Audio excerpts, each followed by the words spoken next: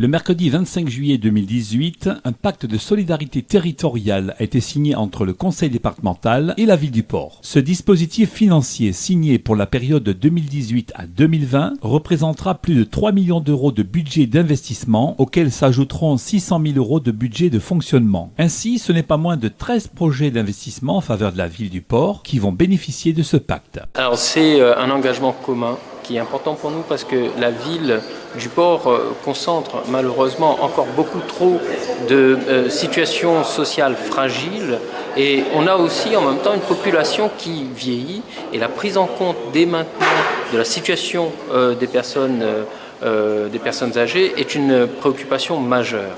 Bien sûr, il y a un EHPAD qui est engagé, mais au-delà de ça, l'EHPAD c'est pour les personnes dépendantes, mais nous avons des personnes qui sont encore en situation d'activité, des personnes âgées, et l'accompagnement au vieillissement est pour nous une priorité. De même, la mobilité des jeunes en insertion est une priorité, et cet engagement que nous venons tout juste de signer est pour nous la démonstration que, au-delà des clivages, la priorité c'est la population. Et au Port, nous avons réussi à aller arracher avec le département au travers de cette convention.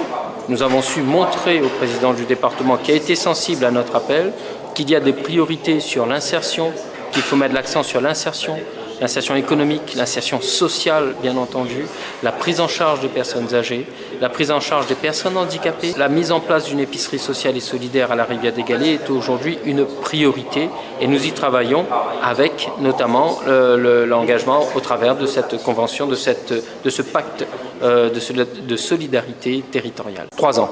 Aujourd'hui, c'est 3 ans, c'est 600 000 euros de fonctionnement à travers notamment des actions de mise en place de portage de repas pour les personnes âgées. Nous en avons une trentaine aujourd'hui. Il faut doubler le volume.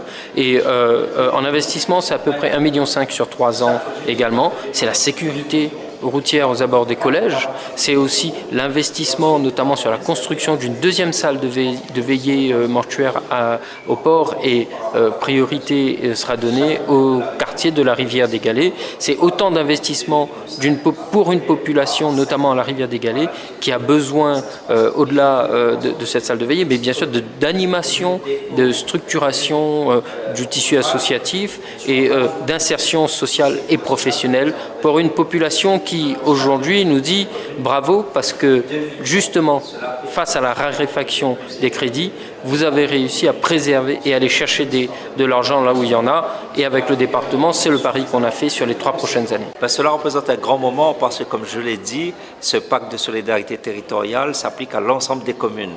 Je l'ai fait pour Saint-Pierre, Cilaos en premier, Saint-André et aujourd'hui je suis dans une commune de l'Ouest, dans cette commune du Port qui porte des projets et pour lesquels nous allons apporter une enveloppe de près de 3 millions d'investissements et 600 000 euros en fonctionnement.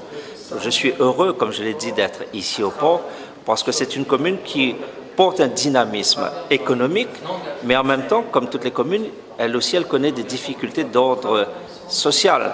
Et il nous appartient de mutualiser nos moyens, de renforcer l'efficacité de nos actions. C'est pour cela que je signe cet après-midi avec beaucoup de plaisir ce pacte avec M. le maire de la commune du Port. En tout cas, nous serons vigilants. Moi, je l'ai déjà dit à la ministre de l'Outre-mer, quand je l'ai vu dernièrement lors des assises, c'est qu'il ne faut pas remettre en cause des dispositifs qui aident les familles de la Réunion. Nous sommes sur un territoire avec beaucoup de difficultés, un taux de chômage élevé, notamment chez les jeunes. Nous avons aussi à prendre en compte les difficultés des familles en termes de logement. Nous avons à prendre en compte les difficultés des familles à soutenir leurs enfants dans le système éducatif. Nous avons à prendre en compte le vieillissement de la population avec le soutien à nos grands mondes.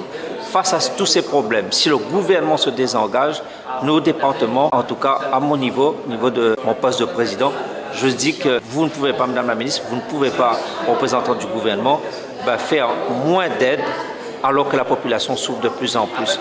Ce d'autant plus que la solidarité nationale, pour moi, c'est un des piliers fondamentaux du lien qui nous unit au sein de la République française. C'est ce qui fait la force de notre nation. Et petit à petit, je vois que l'on rogne sur ces dispositifs. Cela m'amène à penser vers où on va. Nos départements, on prend notre part. Quand on met en place le pacte de solidarité territoriale, on prend notre part dans le soutien aux familles. On fait de l'amélioration de l'habitat. On met en place des mesures sociales. On a mis en place les chèques santé pour nos grands mondes. On fait de l'insertion.